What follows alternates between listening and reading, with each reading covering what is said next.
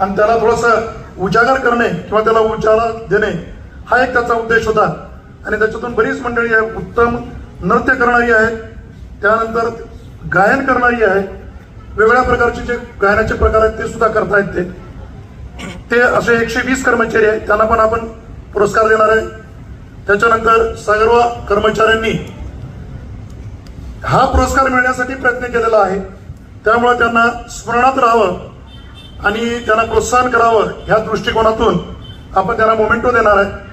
अजून एक तिसरा उद्देश असा आहे, आपले जे कर्मचारी अधिकारी कर्मचारी आहेत त्यांना गणवेश वाटप करणे, त्यासोबतच सफाई कर्मचारी आहेत त्यांना पण गणवेश देणे, त्यानंतर ड्रायव्हर्स आहेत त्यांना पण गणवेश वाटप करणे हाही त्याचा एक उद्देश आहे.